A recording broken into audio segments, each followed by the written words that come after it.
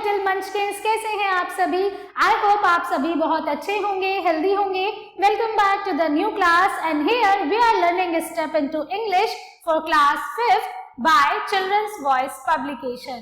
So today we are going to start a new chapter, chapter number 9, and the name of our chapter is Discovery of India, यानी कि भारत की खोज।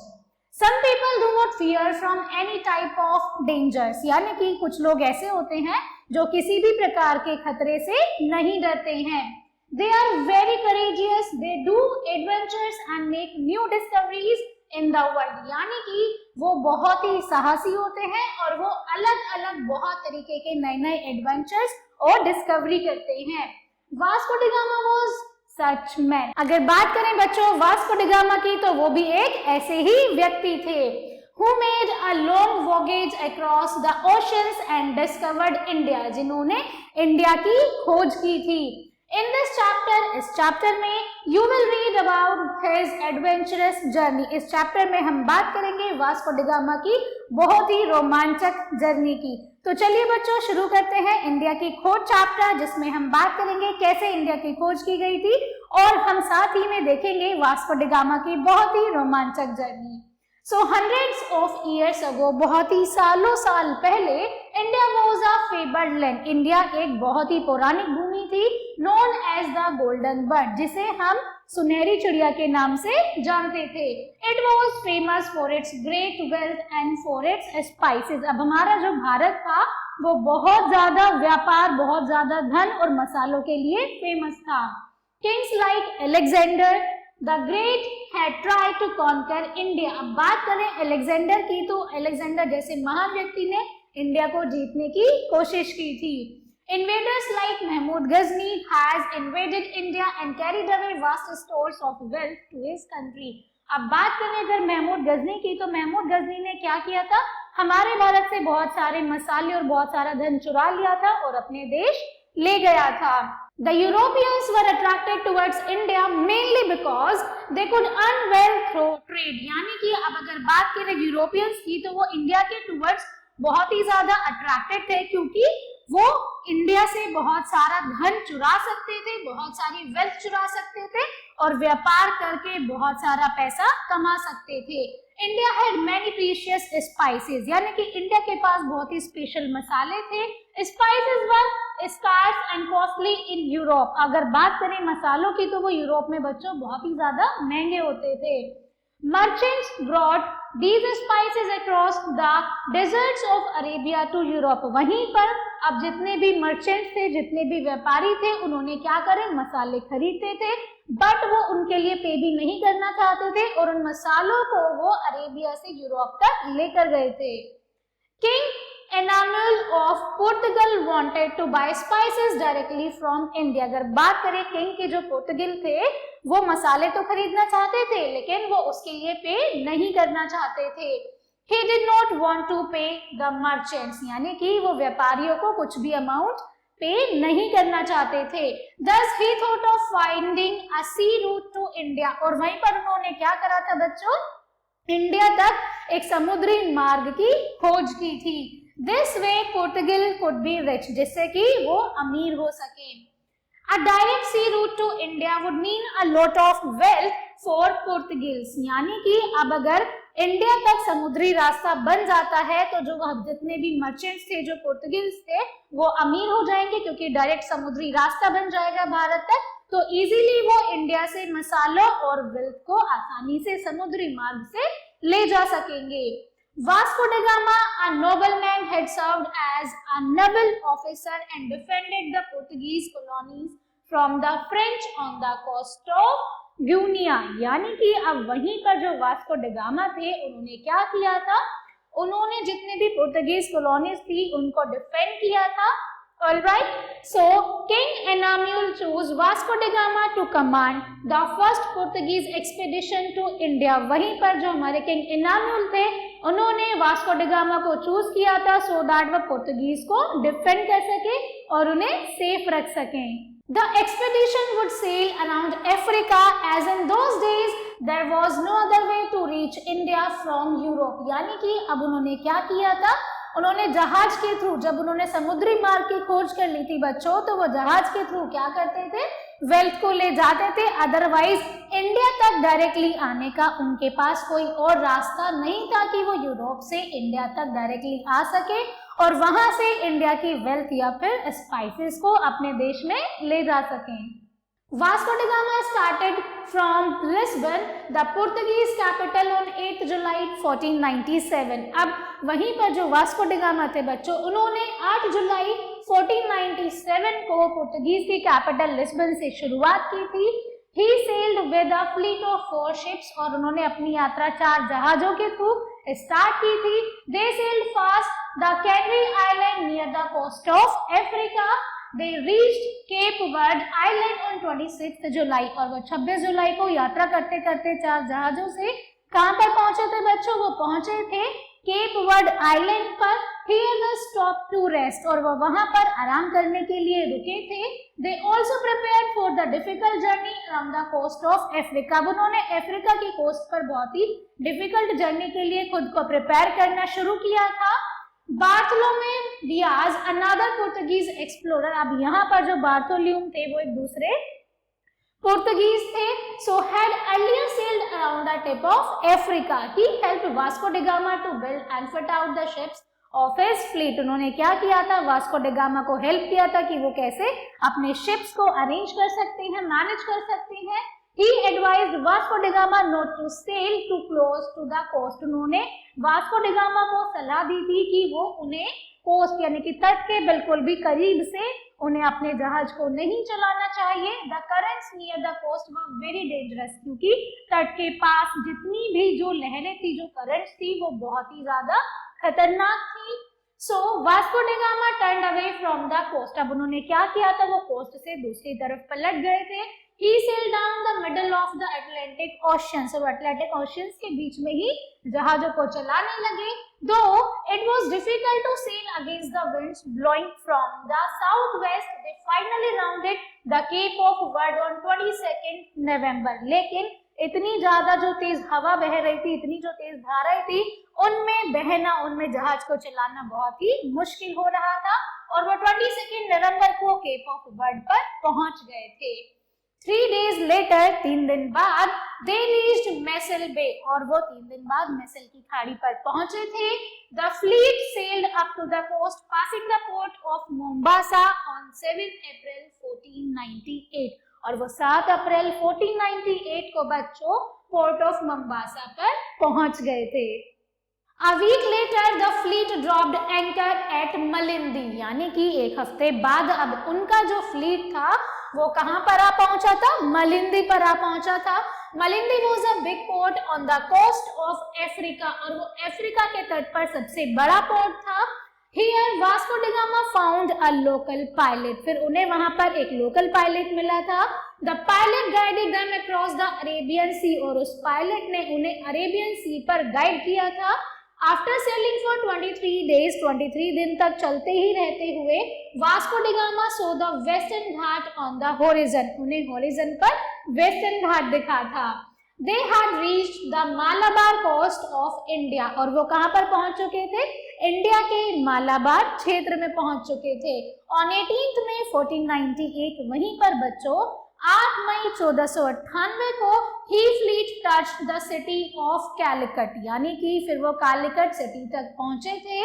This was the main trading centre of southern India. ये southern India का सबसे बड़ा व्यापार वाला एरिया था। Vasco da Gama sent one of his sailors ashore to find out more about the country and its people। अब Vasco D gamma ने क्या किया था बच्चों, उन्होंने अपने एक सेलर को भेजा था इस कंट्री के बारे में और उसके लोगों के बारे में जानकारी प्राप्त करने के लिए, ज्यादा से ज्यादा जानने के लिए। The sailor learned that the ruler of Calicut was called the Zamorin। अब उन्हें पता चला कि वहां पर जो राजा राज करते हैं उनका नाम क्या है, उनका नाम है जोमिरन। So the sailor went to the Zomiran's court the next day। फिर अगले दिन जो सेलर था वो कहाँ गया था, जोमिरन्स के कोर्ट में गया था। The rubies, emeralds, diamonds and strings of pearls that the Zomiran wore dazed him। यानी कि अब उन्होंने जितने भी रत्न पहने हुए थे, जितने डायमंड्स पहने हुए थे, उन्हें देखकर जो सेलर था वो चकरा गया था। The sailor went back to the ship, अब सेलर वापस शिप पर गया and told Vasco da Gama that India was really as rich as it was famed to be. अब उसने क्या करा, उसने वास्को डा गामा को बताया कि इंडिया तो वास्तव में ही उतना रिच है, उतना अमीर है जितना हमने सुना था और इसके बारे में जाना था। Now Vasco da Gama asked the Zomiran to allow them to trade in Calicut. अब वास्को डा गामा ने क्या किया, जोमिरन से बोला कि वो हमें यहाँ पर व्यापार करने दे। The Zomiran agreed. तो फिर जोमिरन ने क्या किया बच्चों, जोमिरन ने एग्री कर दिया, वो मान गया। So he asked Vasco da Gama to give him presents and pay the taxes. अब वहीं पर जोमिरन ने क्या कहा वास्को डा गामा से कि उन्हें टैक्स पे करना होगा और हर रोज उन्हें प्रेजेंट्स भी देने होंगे। The first meeting between Vasco da Gama and the Zamorin went well. अब ज़ैमोरिन और वास्को डा गामा के बीच जो पहली मीटिंग थी वो बहुत ही अच्छी रही। However, Vasco da Gama had not carried any costly presents on the journey. वहीं पर बच्चों जो वास्को डा गामा थे वो बिल्कुल भी महंगे तोहफे नहीं लेकर गए थे। The presents he gave to the rich Zamorin were below his expectations. यानी कि अब वास्को डा गामा ने ज़ैमोरिन्स को जितने तोहफे दिए थे वो बिल्कुल भी एक्सपेक्ट नहीं कर रहे थे कि वो ऐसे तोहफे ज़ैमोरिन को देंगे। Also no one wanted to buy things the Portuguese had brought for trading. और वो कोई भी चीजें नहीं खरीदना चाहते थे जो पुर्तगीज व्यापार करने के लिए लाए थे। Vasco da gamma stayed in Calicut for 3 months. Vasco da gamma Calicut में 3 महीने तक रहे थे। During this time, इस समय पर he was able to buy only a few handfuls of spices. इस समय पर वो केवल कुछ हाथ से बने हुए मसाले ही खरीद सकते थे। Finally, Vasco da Gama gave up trying to trade and started on his return journey to Portugal. यानी कि वास्को डा गामा वहाँ पर बिल्कुल भी व्यापार नहीं कर पा रहे थे, न ही वो कुछ वहाँ से खरीद पा रहे थे, इसीलिए उन्होंने कैलिकट को छोड़ दिया और वापस अपने पुर्तगाल चले गए। In 1497 यानी कि 1497 में 170 Portuguese had sent sail for India in 4 ships. वहीं पर बहुत सारे यानी कि 70 पुर्तगीज यानी कि 70 पुर्तगीज को भेजा गया था इंडिया में। ओनली 54 ऑफ देम रिटर्न्ड इन 1499 और वहीं पर केवल 54 जो पुर्तगीज थे वो 1499 में वापस अपने पुर्तगाल पहुंचे थे। वास्को डा गामा's voyage did not earn much money for Portugal. अब जितने भी लोग इंडिया आए थे उन्होंने पुर्तगाल के लिए बहुत ज्यादा वेल्थ नहीं कमाई थी। Yet now people knew how to go from Europe to India by sea. यानी कि अब people जानते थे कि उन्हें कैसे यूरोप से समुद्री रास्ते से होते हुए इंडिया जाना है। Many European sailors set off on long voyages of discoveries to the east. They discovered the east coast of India. उन्होंने इंडिया के ईस्ट कोस्ट की खोज की थी। They discovered the wealth of the countries of the east. अब east के जितनी भी कंट्रीज थी उन्होंने वहाँ की वेल्थ को भी खोजा था। They trade with these countries. उन्होंने इन देशों के साथ में व्यापार किया था। Slowly the European nations started ruling over them. और कुछ ही समय में जो यूरोपियंस थे उन्होंने वहाँ पर रूल करना भी यानी शासन करना भी शुरू कर दिया था। This is how India was taken over and ruled by the British for almost 200 years. और इसी तरीके से पूरा जो देश था हमारा जो इंडिया था उस पर ब्रिटिशों का शासन हो गया था और वहीं पर फिर कई सालों तक ब्रिटिशों ने हमारे भारत पर राज किया था। So my dear students, that's all about the discovery of India कि इंडिया की खोज कैसे हुई थी, कैसे जो यूरोपियंस थे पुर्तगीज थे वो हमारे भारत में आए थे, कैसे उन्होंने भारत से वेल्थ को चुराया था, कैसे वो हमारी वेल्थ से अट्रैक्टेड थे, कैसे वो स्पाइसेस को ले जाना चाहते थे और कैसे ही समुद्री मार्ग की खोज की गई थी और कैसे हमारे पूरे भारत पर ब्रिटिशों का शासन हो गया था और कई सालों तक फिर ब्रिटिशों ने हमारे भारत पर राज किया था। Now we will come to the exercise part of this chapter. So first question is take the correct answers. यहाँ पर आपको क्या करना है, करेक्ट आंसर आइडेंटिफाई करना है। So सबसे पहला क्वेश्चन है which country was a fabled land, यानी कि कौन सी जो लैंड थी वो बहुत ही पौराणिक भूमि थी, वो थी India. So second question is they reached Cape Verde Island on 26 October. 3 days later they reached. 3 दिन बाद वो कहाँ पहुंचे थे बच्चों? वो पहुंचे थे मेसल बे पर. Then Vasco da Gama started sailing for India in 1497. Second question is fill in the blanks. यहाँ पर आपको given blanks में correct option fill करने हैं. So this way Portugal could be richer. इस तरीके से जो पोर्तुगीज थे वो अमीर हो सकते थे. He sailed with a fleet of 4 ships. वो 4 जहाजों के साथ यात्रा करना चालू किया था.